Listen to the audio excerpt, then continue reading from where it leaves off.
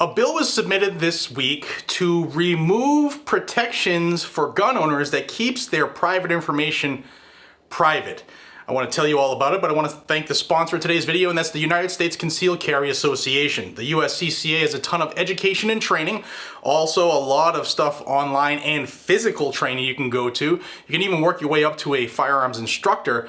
But when you become a member, using my code down below, it's uscca.com/GNG, you also get self-defense liability insurance. So God forbid you make that decision to protect yourself, your loved ones, your wife, your children, your neighbors, someone else in the community being victimized by a violent criminal, then the USCCA will be there to help you out in court, because that is often a fight that we are not prepared for. uscca.com/GNG, check them out down below.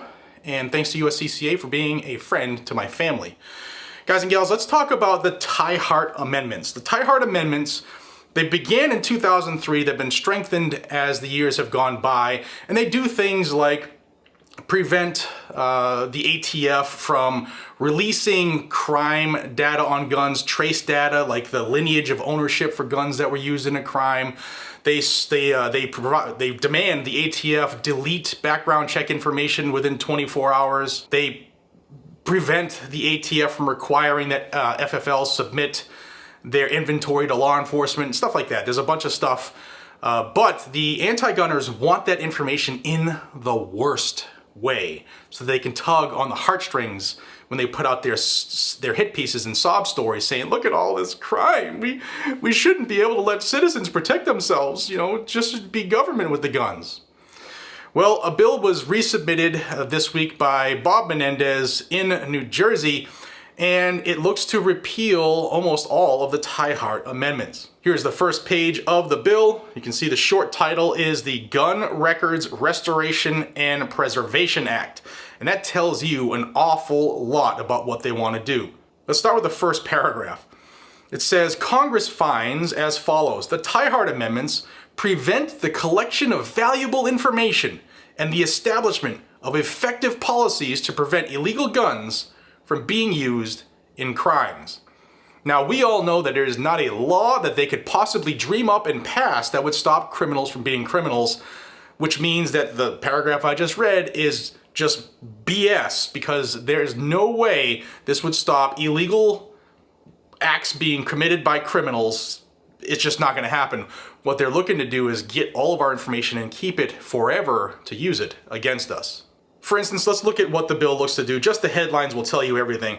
They want to repeal certain limitations on the use of database information of the Bureau of Alcohol, Tobacco, Firearms, and Explosives. They want to allow ATF to release all this information to the media, to the public, to government officials at state and local levels as well, so that they can use this information to research guns, gun data, and gun violence. And who really wants this information is like Everytown for Gun Safety, Brady, Mom's Demand, and the like. They also want to eliminate the prohibition on the processing of FOIA requests, the Freedom of Information Act requests, about arson and explosives incidents or firearm traces. They don't care about explosives and arson, it's just the firearm side.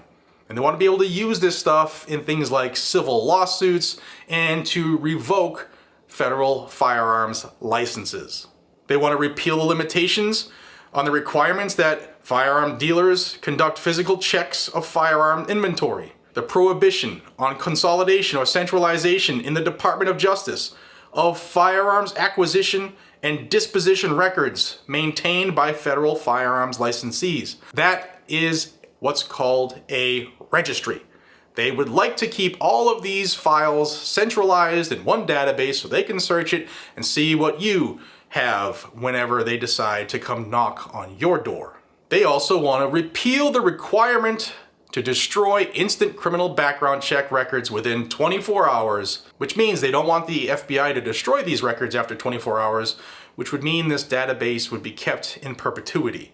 We already know that because of a FOIA request by GOA, that the ATF already has an almost 1 billion transaction registry, and this would only add to it because they're getting their records when FFLs go out of business, and this would be when you purchase a gun. The background check data would go to that registry as well. Now, like I said, they're selling this bill as a way for law enforcement to enhance their ability to investigate and solve gun crimes and stop gun violence and stop gun trafficking and stop those rogue gun dealers. But all this is a way for them to keep all of our data, use it against us, and to create a registry. And you don't have to look too far to see that every registration leads to confiscation, and it's happening right now over in Afghanistan, where the Taliban is hunting down anybody who helped or aided the United States of America using gun records and fingerprint technology, probably on all the machines that Joe Biden left behind. And they're not bringing those people who helped and aided us to a circus or to a show. They're bringing them to prison where they're being beaten and tortured. And if you don't think that the American government is that far away from that, you haven't been paying attention, because every government, every time there's a registration, it leads to confiscation. Every time throughout history. Let me know what you guys and gals think down below. I'll have the bill down below. It is currently Senate Bill 598. It'll be linked down below for your perusal. And until we see each other again, be safe, stay vigilant, and carry a gun to keep you, your friends, your family, your community safe. Check out the USCCA at the link in the description down below, and I'll see you all in the next one. Take care.